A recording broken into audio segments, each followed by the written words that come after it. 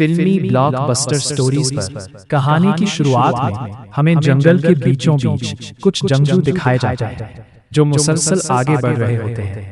इन जंगजुओं में सबसे आगे जीवाणु होता है। इन जंगजुओं को देखकर ऐसा लगता है कि ये दूसरे रियासतों पर कब्जा करते हैं और उन्हें लूट लेते हैं।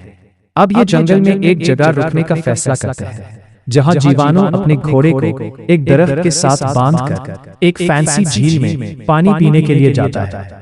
और जब वो झील के पास पहुंचता है तो देखता है कि पानी के अंदर सोने का एक टुकड़ा है जिसे देखकर वो हैरान हो जाता है।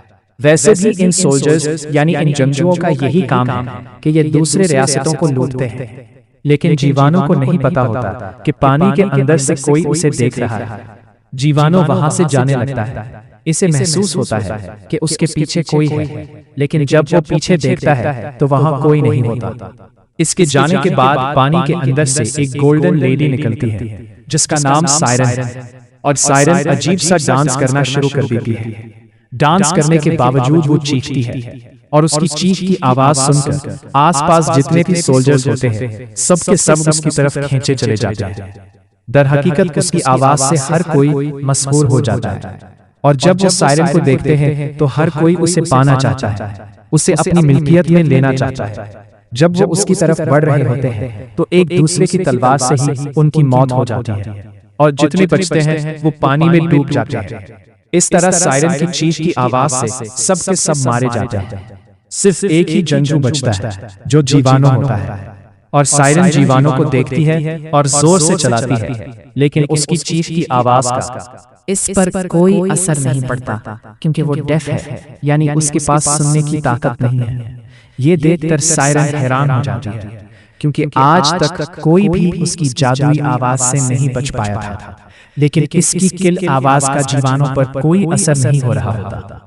उसे लगता है कि शायद इसका जादू जीवाणु पर काम नहीं कर रहा। वो पानी के अंदर चली जाती है। जीवाणु भी बहुत ज्यादा डरा हुआ होता है क्योंकि इसके सब साथी मारे जा चुके होते हैं। लेकिन सायरन एक बार फिर पानी के अंदर से अपना सर बाहर निकालती है और जीवाणु को देखती है। दर हकीकत वो अब उसकी तरफ मुतवज्जा हो रही होती है। उसे लगता है कि इसके अंदर कोई खास बात है, इसीलिए उसकी आवाज और उसके जादू का इस पर असर नहीं हुआ। जीवाणु अपना घोड़ा लेकर इस जगह से भाग जाता है और थोड़ी दूर जाकर एक दरख्त से टकराकर बेहोश हो जाता है। कुछ देर के बाद उसे होश आता है और अब वो अपना सफर पैदल ही तय करता है। चलते चलते वो बहुत ज्यादा थक जाता है, इसलिए दरिया के किनारे वो सो जाता है। और जब रात को वो सो रहा होता है तो वहां सायरन आती है जो उसे पानी के लिए जाने के लिए बहुत बेताब होती है। वो उसके आसपास डांस करती है, लेकिन जीवाणु जो कि एक डेफ है वो सुन नहीं सकता, इसलिए उसे सायरन की मौजूदगी के बारे में कुछ पता नहीं चलता। फिर वो उसके पास सो जाती है। अगली सुबह जब जीवाणु की नींद खुलती है तो वो अपने पास सायरन को देखता है और उसे देखते ही हैरान रह जाता है क्योंकि इसका पूरा जिस्म सोने का होता है जिसमें हीरे, मोती और जवाहरात जड़े होते हैं जो दुनिया की सबसे कीमती चीजें हैं। और तब सायरन की आंख खुल जाती है। वो वहां से भागने लगती है। जीवाणु जब उसे रोकने की कोशिश करता है तो उसका हाथ कट जाता है क्योंकि सायरन के जिस्म की एक तह सोने की बनी हुई है। ताहम जीवाणु को समझ आ जाता है कि दोनों अलग अलग दुनिया के हैं। जब उसका हाथ कटता है तो खून भी निकलता है, जो इस बात का सबूत होता है कि इस रिश्ते में सिर्फ नुकसान और मौत है। लेकिन जीवाणु की आंखों में सोने, हीरे और जवाहरात का लालच आ जाता है और इस लालच के बायस वो इसका पीछा करना शुरू कर देता है। सायरन भी मुसलसल दरिया में बहते हुए डांस कर रही होती है और दरिया के किनारे पर आकर सोल्जर अपनी तलवार नीचे रख देता है। सायरन भी उसे देखती है। इसकी आंखों में अपने पन की एक झलक है क्योंकि वो पहला इंसान है जो इसकी आवाज से बचा है।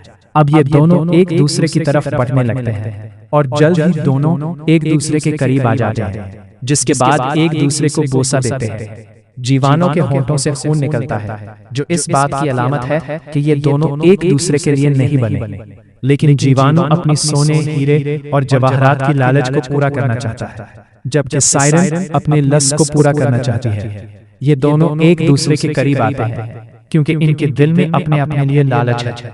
और अब जब ये करीब होते हैं तो जीवाणु सायरन पर अपने सर से हमला करके उसे बेहोश कर देता है।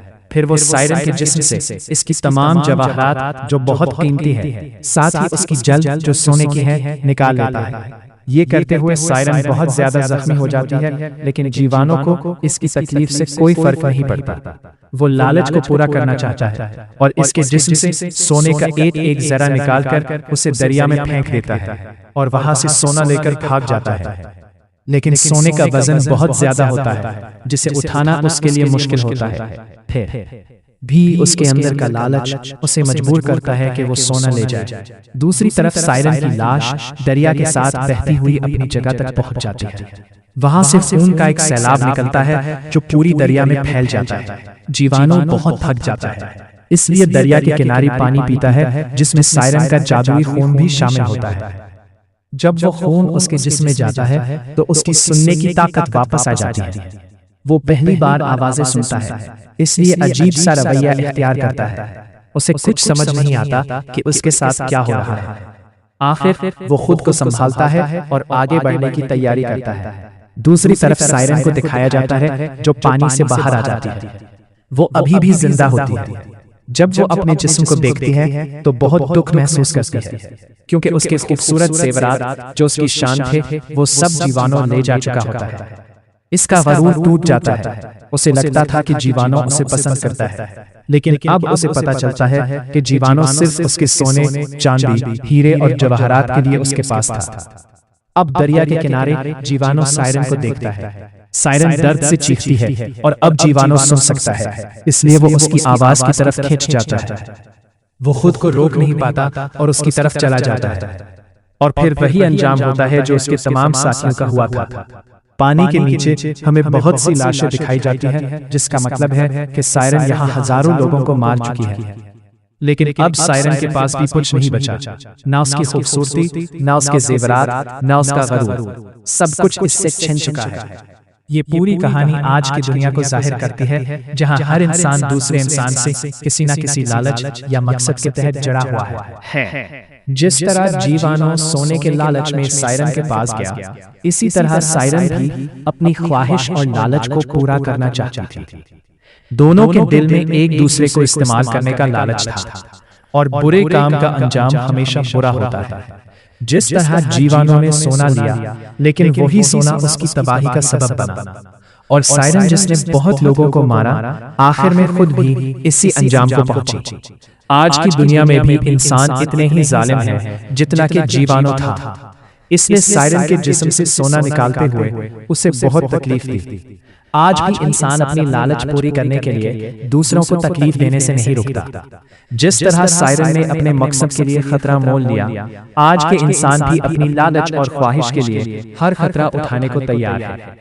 अगरचे ये एक एनिमेटेड सादा कहानी लगती है, लेकिन इसके पीछे बहुत गहरे मानी हैं जो बार बार देखने पर समझ आ जाते हैं। ये एपिसोड आप नेटफ्लिक्स पर देख सकते हैं। उम्मीद है कि ये कहानी आपको पसंद आई होगी।